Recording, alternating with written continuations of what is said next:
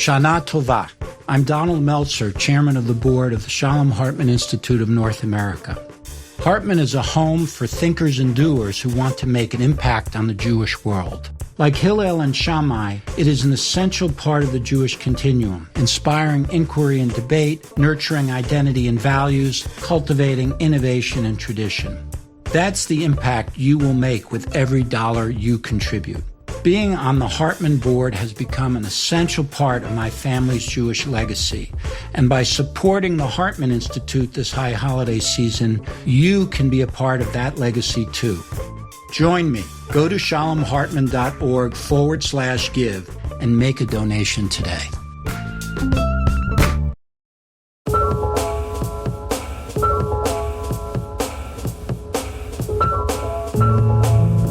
Hi everyone, welcome to Identity Crisis, a show about news and ideas from the Shalom Hartman Institute. I'm Yehuda Kurtzer, and we're recording on Wednesday, September 28th, 2022.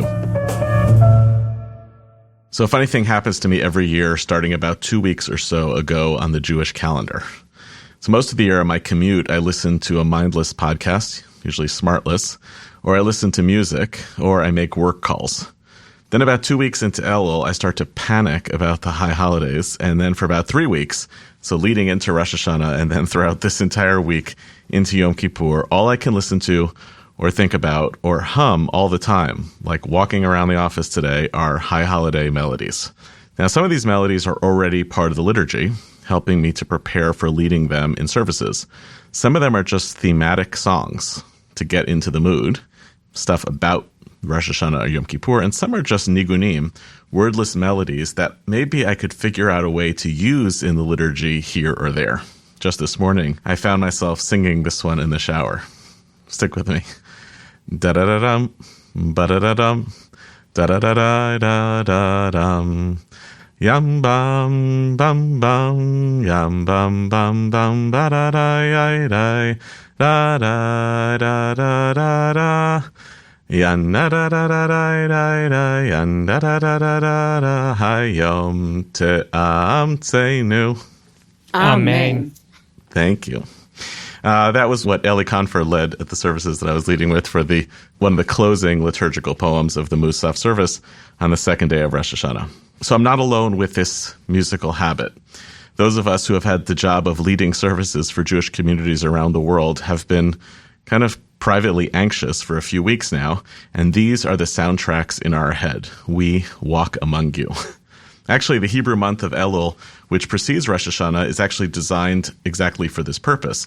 We're supposed to spend a month filled with prayers and metaphors, all themed towards getting ready, getting in the mood for the high holidays, and if I was a little bit more pious, I'd just start panicking a little earlier in the month.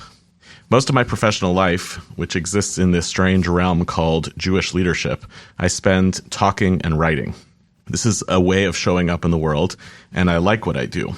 But for 3 days a year, I show up a little bit differently as a leader, and that involves leading services in synagogue. Not speaking at services usually, sometimes confuses some of my colleagues, but actually as a kind of musical leader.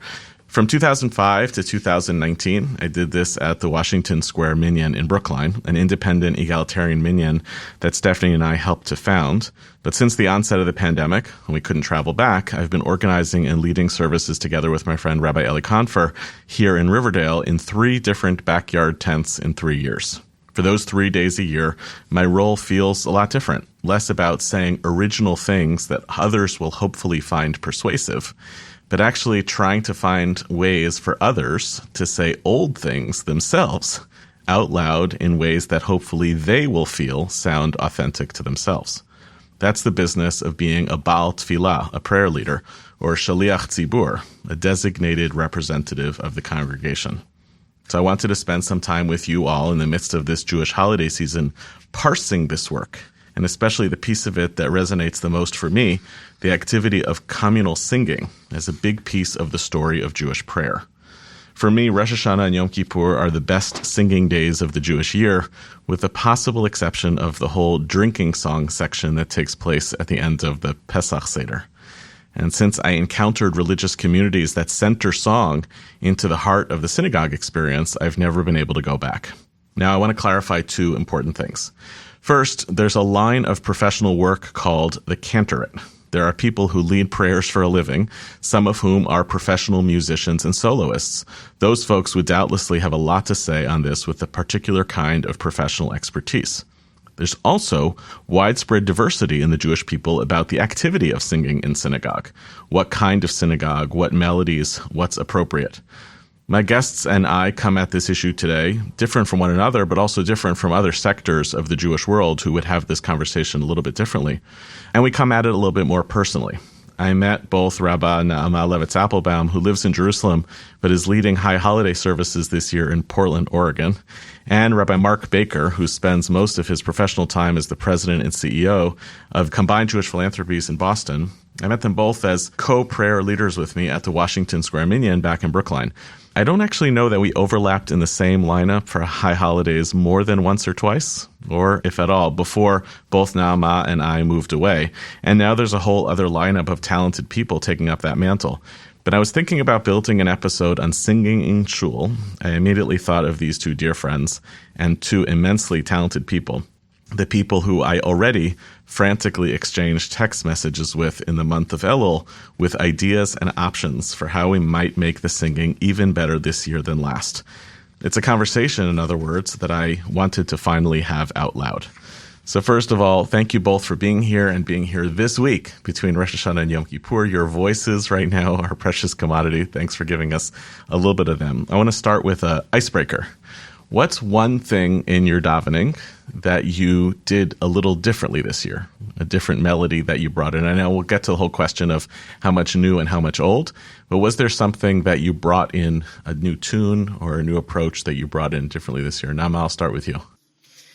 So thanks to our little exchange Erev Chag, I went back to listen to Shlomo Katz's Live in Melbourne album and ended up doing a different nigun this year. And it was, in Musaf, and I have my usual kind of like nusach that I go through, and I just totally stopped myself and decided to sing something else.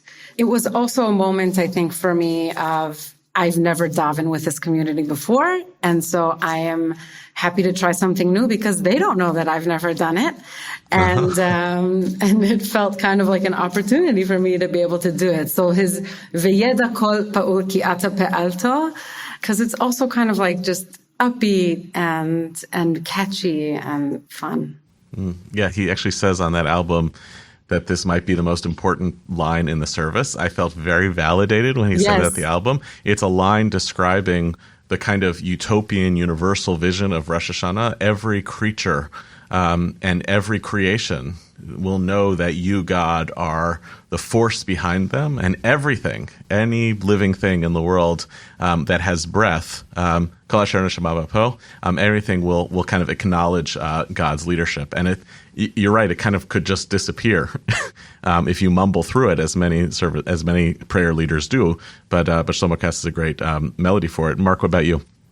Clearly, we were exchanging WhatsApps. So I also, I've had a kind of, I kind of fell in love with a very upbeat nigun from that same album. Thank you, Shlomo Katz, live in Melbourne, called Nigun Mitzpeh, which I sent. It's super upbeat. I haven't had the courage, actually, to do it because I don't love teaching nigunim for the first time during davening. I don't have confidence in myself to get everyone singing something they don't know. But this year, we actually had a little sing fest 2 weeks earlier with about 15 people from the Minyan, and I taught it then. So I had the courage to teach it. And I did it to Atahu Elokeinu Bashamayim Uva'aretz, which is, lends itself to an upbeat tune, I think. And it was fun, energizing, and fun for me to try it out. I assume some people came to the kind of pre-show to learn the tunes. Did other people join in with a tune that was new to them and in some ways new to the liturgy? Yeah. I mean, I had the critical mass around me who kind of picked it up quickly. And then I think between all of us, we managed to get people singing along. I did for the first time this year, Yishai Ribo's version of Ochila La'el, which actually I think is not a Yishai Rubo tune. I think it was written by, I want to say, Meir Katz. That's what I was told, but I'm not sure. We could do a little bit of digging on that. But I sang it this year for Ochila, which is also a pivotal moment in the tefillah. It's right before the cantor, the prayer leader, starts the full repetition of the Musaf Amida right in the middle. It's like a liturgical poem of like kind of mobilizing yourself. And I sang it, and the whole place started singing. And this, I have to say, was kind of a life highlight as a prayer leader. There was one person in shul who, her parents were part of the group that helped us found Washington Square Minyan. And since then, they've also moved to Riverdale. So we're part of the same congregation again. And when we started Washington Square Minyan, this was a kid who was 3. And now she's a junior at NYU and was home with her family for Rosh Hashanah. And when she came over after shul and said to me, "I'm really happy that you did Yishai Rubo," I was like, oh my God, that's what you want, right? People find themselves in the prayers. Okay, so now that we started kind of with a warm-up, I would love to hear from both of you what your own backgrounds and inspirations are, the traditions that you come from, which are very different for all three of us, actually, of like, who are the people who you learned from or watched that shaped how and why you wanted to be kind of song leaders in synagogue? And maybe I'll start with you this time, Mark. So I grew up without much meaning in prayer for me. The high holidays, I was a kind of a classic 3-time-a-year synagogue goer. And other than remembering, the haunting voice of our cantor of blessed memory, by the way, Cantor Sam Pesaroff, and the wife of our rabbi of blessed memory, on a few lines, I did not find much meaning in prayer until much later in life. And I think that the moment that changed prayer for me and that kind of showed me that actually song can be an incredibly important part of one's spiritual life was upstairs at Yakar in Jerusalem in the late 90s. Someone took me, and truth is, I didn't really know how to pray, which is a whole nother conversation. So I had also kind of like, you're an outsider, you don't feel prayer literate, and everything is in Hebrew. And the song, I think, after a couple times of going, enabled me mostly the die-die-dies, the die-die-dies after the words. I muddled through the words, but then the allowing myself to be swept up in song and eventually get comfortable enough to kind of feel authentic doing that was a game changer for me. And then the other, I think, critical moment was when the same person who took me there took me to the Lieder Minyan in Jerusalem in the tennis center, I think, on Rehov HaTzfira for Rosh Hashanah, which is an epic experience, and it's very, very long. But I just distinctly remember leaving that, singing the tunes, and feeling a distinct sense that, well, this is what prayer can be all about. And years later, after kind of doing it, I kind of got up the courage to try leading it myself. And it's just been a blessing to be able to try to recreate some of what I experienced in those places so many years ago. Can I push you to say what enabled you to move from someone who muddled through the words to get the confidence to lead other people in this? It's not easy work. Yeah, I mean, the honest answer is probably my all-or-nothing personality. But the truth is that the last person that I should give a shout-out to when I think about my relationship with prayer and song is Rabbi Meir Schweiger at Pardes. I'd say many, many people probably have had him as a prayer role model. For many years, he led the optional morning minyan at Pardes when, most people didn't go. And very early on in my journey, I realized if I want to learn how to pray, I just have to go pray. And I kind of I didn't know what I was doing. I certainly wasn't feeling obligated. I just started going every morning. And over time, it became organic and authentic to me. And Meir was one of the people who was a role model for what it means to lead and pray with deep, deep kavanah, deep intention. Mm. And I think over time, at some point, someone was like, you want to try leading? And it just felt natural for me. The song leader in me, Yehuda, though, for sure comes from camp. I went to a Jewish camp that wasn't particularly religious or spiritual, so I didn't learn any of these songs at camp, but I did learn how to lead large groups of people in wild, ruckus, fight song type things, and we could kind of unpack the connection between that and being a shaliach tzibor. Totally. Now, you're kind of the opposite story, right? You grew up in essence in cantorate royalty and music in your DNA. So really. More and more lately have been feeling just extremely, extremely privileged. in this respect, because my grandfather, the cancer, passed away almost a year ago. And every Chag that we get to during this year of mourning has been like, well, this is what Saba would sing. And Saba would make us, daven this in this kind of way. And just feeling very blessed that I grew up in a home and in an environment where, like Motzei Tisha B'Av, the machzors would come out and you start practicing Nusach. Right? So definitely against my procrastinating nature. As you said, Yehuda, kind of like cramming in those last nigunim right before Chag. But that was like the melody and the soundtrack to what our lives looked like. So there was very specific songs that you can sing Friday night and very specific songs that you can sing Shabbat day, and you can't mix the two.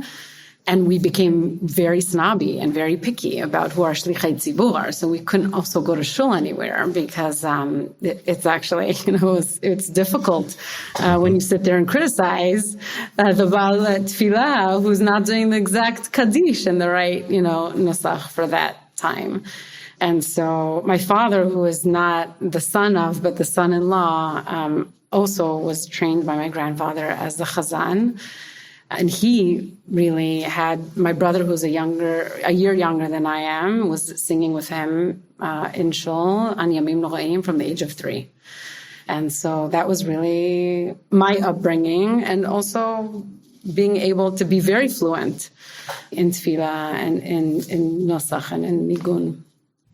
So it's interesting because, Mark, your rupture from a particular type of congregation to what you discovered is kind of the opposite story, because Nama, your rupture was basically clawing your way in to a patriarchal cantor family and becoming a prayer leader yourself. I know that was a big move, right? So for me, as a woman and growing up in an Orthodox household, it's been a long journey.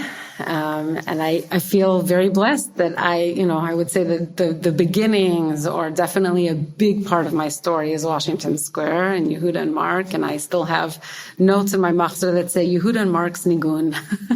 And, and just kind of feeling that I was given an opportunity to be able to bring some of that, I would say, tradition, masoret, and nosach to a community. And in kind of like in a selfish way, be able to have that place to experiment and develop my leading skills far from home. Now, Ma, do you have like your grandfather's voice in your head of like, you have to sing these particular songs on Rosh Hashanah Yom Kippur? Constantly. and a lot of like fear and trepidation that when I want to integrate a new nigun, like I did this past Rosh Hashanah, knowing that it has to be very meduyak, like very exact. It has to have like the right kind of tone to it.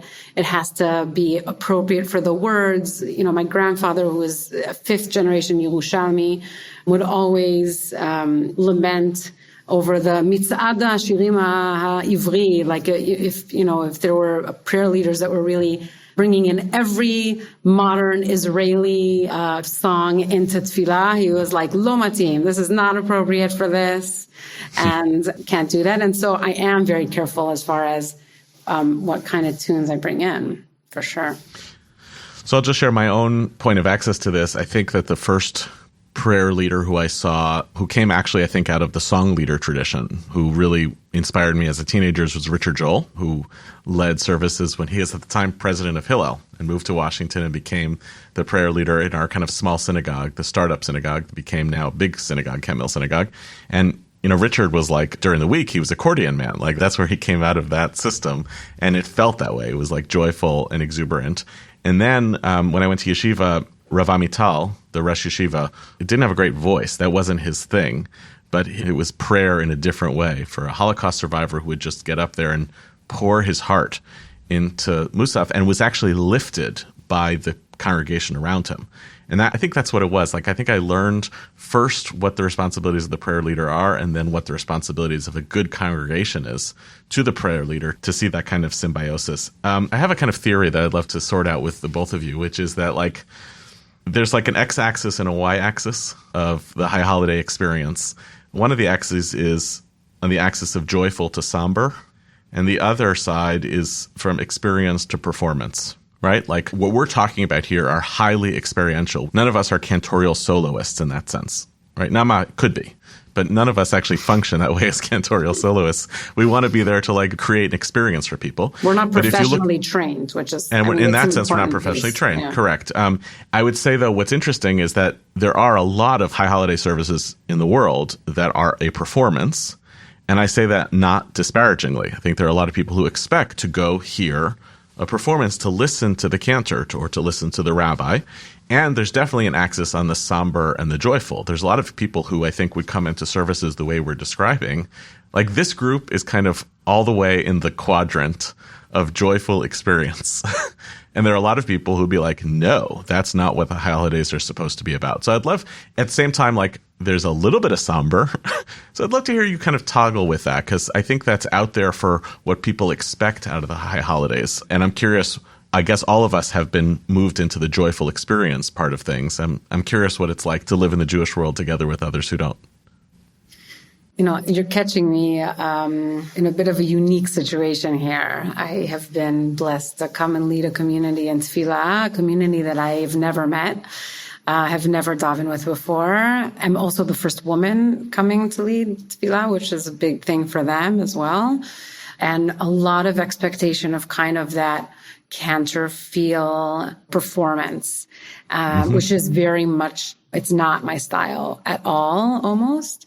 And so what are the different things that I can do or were in my power to do in order to kind of manage those expectations and create the balance of, on one hand, as you mentioned, a joyful, meaningful experience with people who don't necessarily know the tunes that I'm going to sing or don't have those access points. Again, going back into that kind of privileged life that I lead in Tefillah.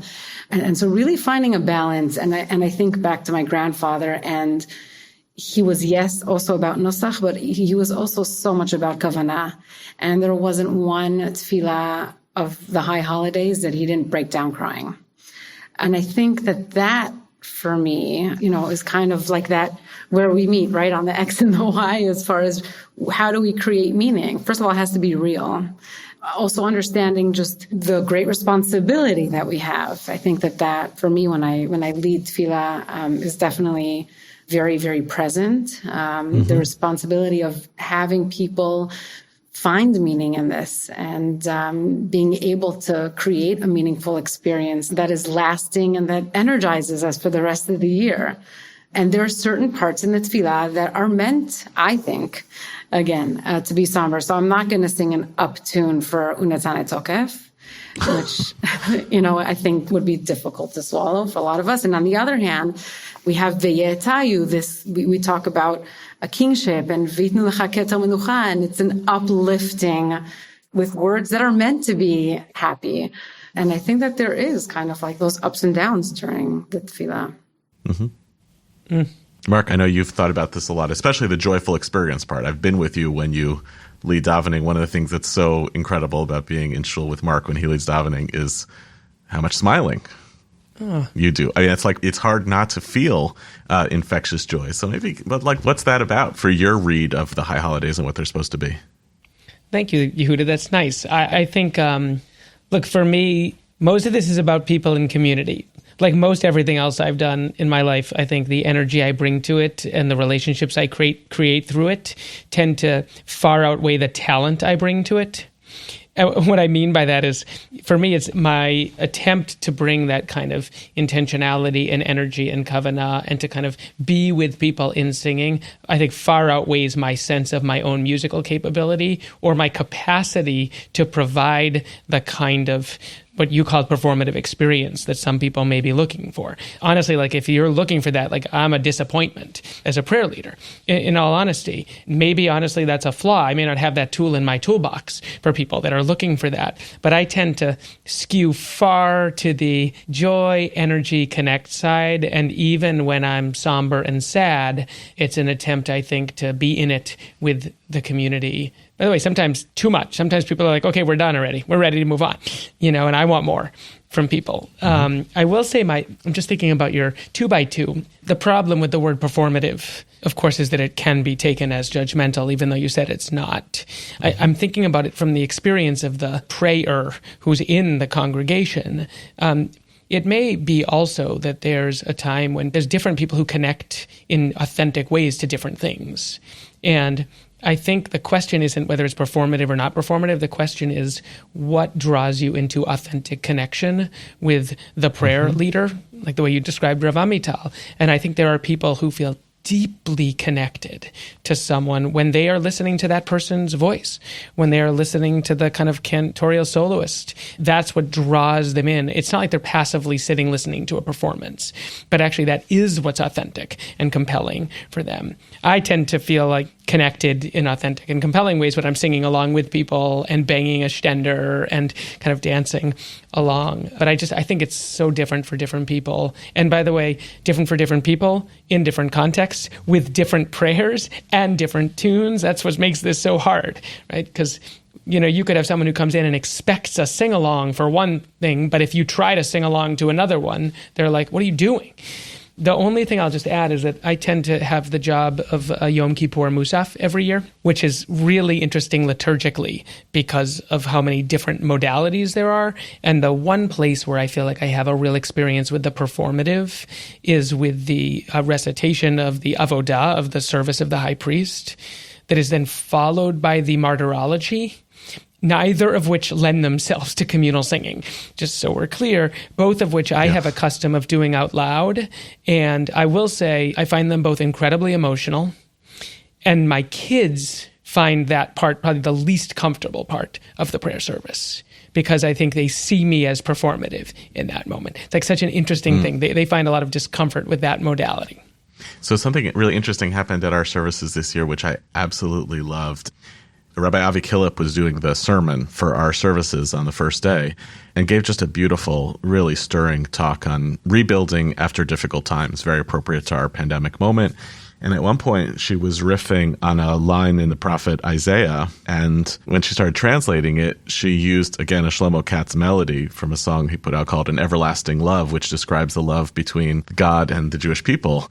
And she just started singing it in the middle of the sermon.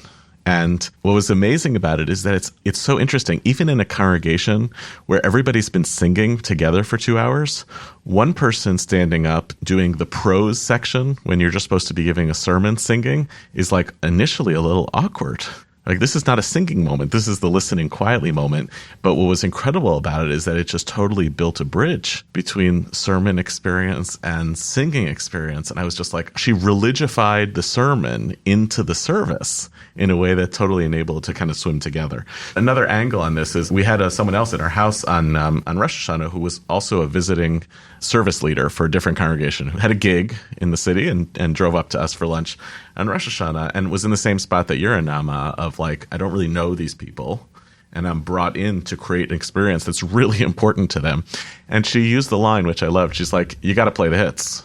Oh, right. 100%. There's certain ones, especially like high holidays, if you're not singing the right Areshet Sefatenu or the, anything that kind of... Areshet is even a deep cut. I mean, Start with Avinu Malkeinu. Avinu Malkeinu. Oh, yeah, no, that for sure. That's Pshita. But like for sure, there's definitely... When I come into a new community, like the first thing that I do is kind of walk through the machzor with either, the rabbi or the former cantor, which is the case also here, and be like, okay, what are the must-sing tunes? Because people wait for it all year. And if you don't sing a certain tune on Rosh Hashanah, it's like Rosh Hashanah didn't happen for them. People are so emotionally charged around tefillah. Especially for people who come for the 3 days out of the year, like a lot of responsibility. So I assume for all of us, you got to sing Avinu Malkeinu. You got to do that. You have to do and by the way, I know how Ashkenormative this whole podcast is. This would be a totally different podcast with Sephardi and Mizrahi Balei Tefillah. I get it. You would have to do Berosh Hashanah Yikatevu. But now for you two, what's the tune that you just wouldn't be doing, even if it's not a classic, It's just become so deeply part of your own repertoire that you'd never get rid of it. I think the way I do Netanet Tokef for me is something that would be very hard for me to change. And I think that actually comes more from my father than my grandfather, because he, things evolve, right? And so I think that there's certain things that I sing and that I have implemented into my davening that my grandfather would never do. And my father did the same. It's kind of like baby steps. And I think that the way that my father has done Unetanet Tokef for years, starting with a nigun and then moving into more nusach, is something that I've kind of adopted and would be very hard for me to change. What's the nigun? Adai, adai, adai, adai, unetanet tokef, kedushat hayom, ki hu nora ve'ayom. And then it continues. I think, Nama, you just changed my Unetanet Tokef for this year, so that's good. Thank you. Mark, what about you? What's indispensable for you? I'm going to say I don't know that I have one that is as sacred as what Nama just described, but I would say Karl Bach's Simcha La'artzecha, which is, I will say, often a dilemma, because I don't know if the community can handle it both in Shacharit and in Musaf. And it's after a lot of the longer piyutim, so there's a temptation to just move through it and not even try to sing at that point. But I find it to be just an amazing nigun, and it has both slow and fast. And if you can fire people up, it kind of injects both great music and great energy. And I think at a time when people are ready to let down. I find that similar as with the Haviotim, what you just described at the end of Musaf. The last possible song. Song. Yep. Do you do it or not? Yeah. Right? I think you always, if things are going well, if the service has been going well, people are there.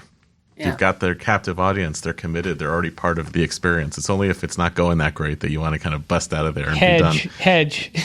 Yeah. For me, I set this when I started doing Ne'ilah for the first time.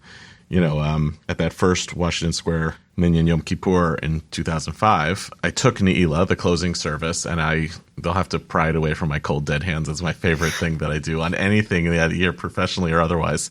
I also don't know what people do to pass the last hour and a half of Yom Kippur if you're not leading Ne'ilah. It's just this incredible responsibility and a great joy. And there's a great tune from Yakar that I learned at Yakar, which is from Kabbalat Shabbat, from V'lecha Dodi, from Mikdash Melech. And there's one of the piyutim, the liturgical poem, that takes up most of Ne'ilah, especially if you sing it slowly, and it gets interspersed with the 13 attributes of God. It goes like this. It goes, Yai, dai, dai, dai, yai, da, da, da, da. Anyway, the reason I love it so much, I can't imagine a Ne'ilah without it. I really can't at this point. And I've only known it for half my life. But part of the reason it works so well is that it sounds like a lullaby. It's like the end of Yom Kippur, and it's a lullaby, and then you get to jump between that and kind of shouting out the 13 attributes of God. It kind of feel like it wouldn't be Ne'ilah without it. Tell me a little bit, a great musical moment for you that worked once in your davening that kind of surprised you, and or something that bombed as a prayer leader. Well, my bomb is easy. I'll start with that, Nama. I'm sure you have more highlights. I have to say, I have the opposite of Nama's experience. I have no Mesorah. I have no inherited tradition at all, which is incredibly liberating. But it also means that my tradition is drawing on my memory of experiences of other people's inspiring davening, like the leader minyan that I mentioned. And I have a distinct memory of Eben Leader who led Yom Kippur Musaf, which was truly a transformational experience. Blending in reverence and also lightheartedness and humor, and ending Yom Kippur, his Hayoms, to Hi Ho, from, I think, Snow White. Hi Ho, Hi Ho. Yeah, Snow White. Softer we go. So I think maybe my first time ever leading Yom Kippur Musaf, I was I just went for it. And I think I can still remember the faces. what are you doing? What is this? What I got on both earth are you no doing? help musically and just kind of like quizzical looks. I have never done it since. It's actually an amazing tune because the word is I know. hayom. So you just go, Hayom, hayom, Tom say new. Nope, didn't. No, it's a great case study on music actually, because in the Lieder Minyan, which starts at 6 a.m. 6:30, and then they goes to an hour after 3 stars. Yep. So when that happens, which is the end of Musaf, it's probably 4 p.m. It's just or before 3:30. sunset. Actually, they barely get mincha in. So by that point, everyone's been with you the whole day. They've been with you on the journey through the somber and the melancholy. And so that lift actually works musically. It's amusing and it's fun. When it gets imported into a service that's 3 hours long, it's like irreverent. It doesn't work. It could also be that you're no Eben Leader. There's Eben, I've davened with Eben Leader. I've been inspired by Eben Leader. Don't even try it. You're no Eben Leader. Yeah, don't try to do that. Yeah, what about for you, Nama? It's a tough question. Yeah. I think that preparing with the community before a davening is so crucial that it's really become kind of like a prerequisite when I come to a community. I'm like, I won't come just to do kind of like a one-off and be done with it. I'll get there early. We'll have a session together. I have to have people who are planted in the kahal and kind of to be able to sing along with me. And I think that maybe it's fresh in my mind, but we did the Veyetayu of Veitnu Lecha Ketel Melucha this year for the first time in the shul. Community did not know it. And handing out the parts so that, you mentioned Ashkenazi and Sephardi, right? I think that one of kind of the kvetches for Ashkenazim at least is that there's almost no participation from your kahal in helping to lead. And I think that the Veyetayu Piyut and the way that it's kind of built is able to bring in, I think, other voices and other people. And it's kind of like this anxious moment of are they going to do it? Are they not going to do it? Did they learn the Hebrew for it? Did they get it? Right. And it's kind of and so one of the things that I also kind of insisted upon was not to stand in the front of the bima, but kind of move back and lead from within the kahal, because that, again, the performative as opposed to experiential, and the piyut worked and people sang it. And it was a great moment of nachat, I think, when you're able to also kind of introduce something new. Yeah, I think the one, I don't know who wrote it, but I learned it from Julia Endelman, who's a great prayer leader. And it's an interactive piyut that I'm sure some people are familiar with, where whoever's singing sings a phrase, V'yetayu kol le'avdecha, and the whole congregation sings V'yitnu lecha keter melucha. In the Reform movement, by the way, there's a totally different famous tune. It's one of the greatest hits that you can't change. So that wouldn't fly in parts of the Jewish world. Right. But as Nama's alluding to, it's also something you can easily hand out the parts, and it's interactive. And when we did it this year in our tent, there was somebody sitting near the front of the room, it was so funny, who didn't see it coming, didn't know that there was going to be audience participation, and just had this absolute look of joy, of amusement, and was tapping the person next to her. Look, that person over there is singing now, and couldn't get over it. And it's also one of those moments that totally changes the dynamic of the room, of people, a consciousness. Oh, we're actually all praying together here. We're all participating in this together. Yeah, we all have a part. I just want to note it's also an opportunity for musical pluralism.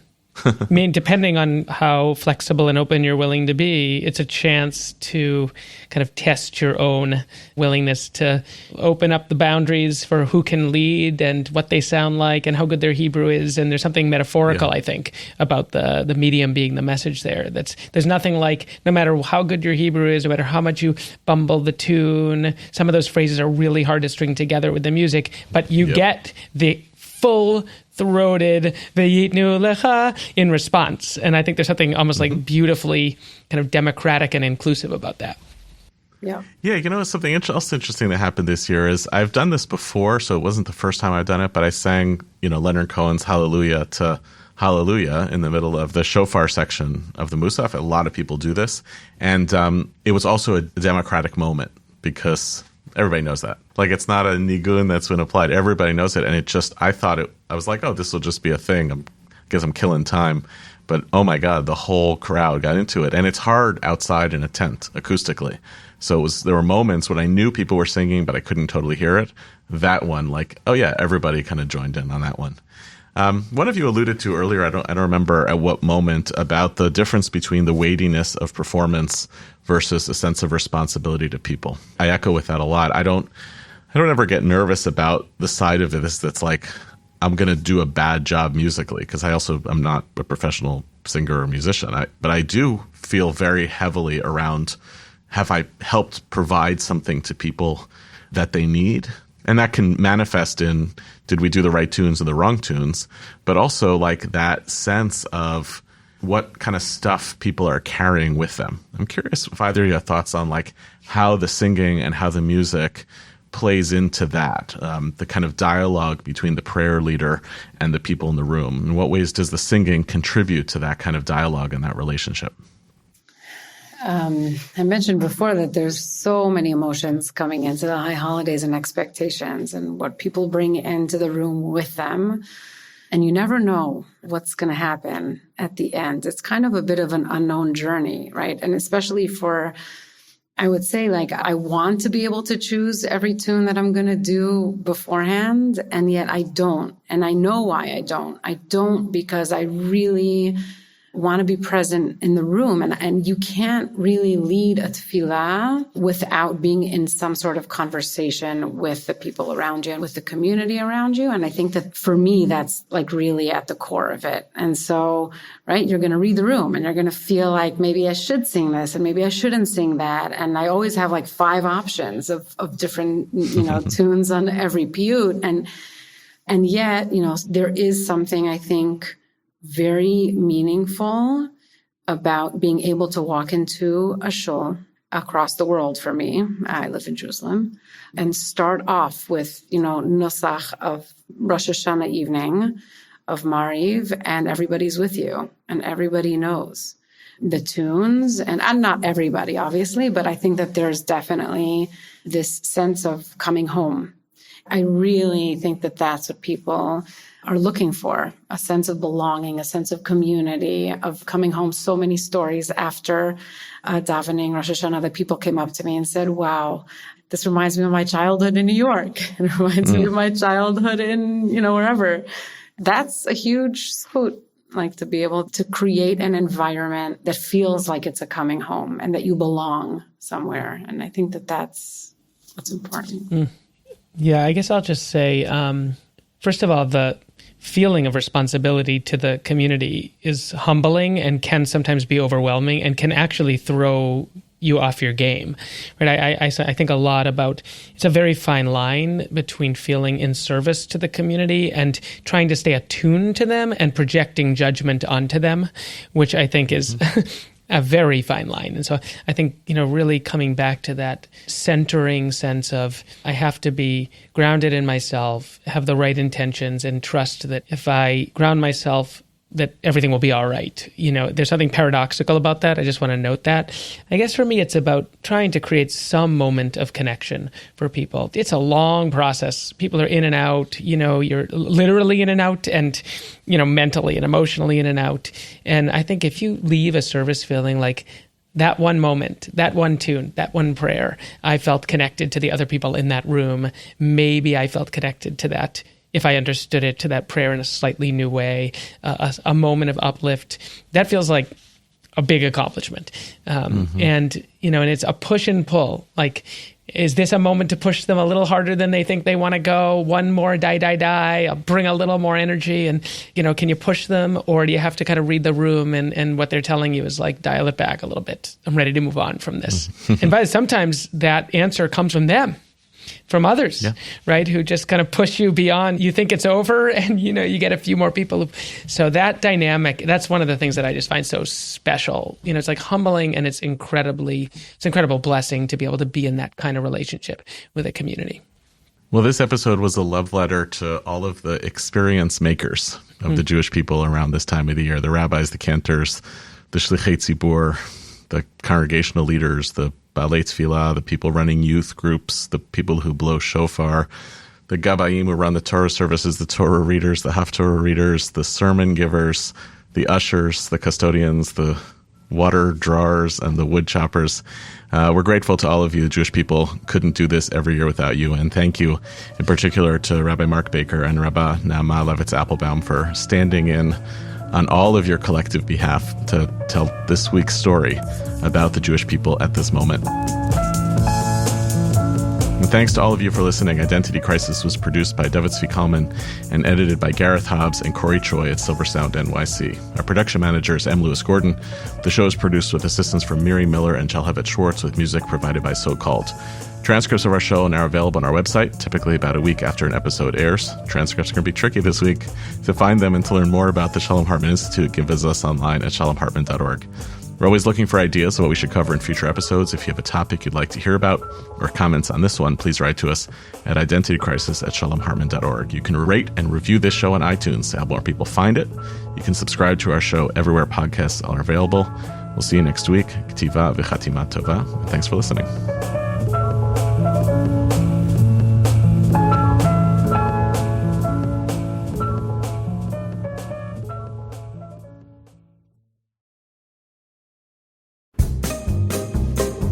Hey, I'm Gina Green, Black, Jewish, and Southern, and also a strategist, writer, and movement builder. And I'm Lynn Harris, Boston-raised, Brooklyn-based, Ashkenazi Jew, and an entrepreneur using comedy to drive change. In 1906, The Forward started a Bentel Brief, one of the most historic Jewish advice columns. And now, we've turned it into a podcast. Gina and I are back for our second season. Each episode, we're joined by The Forward's archivist, Hannah Pollack, to use a Jewish lens to solve your problems.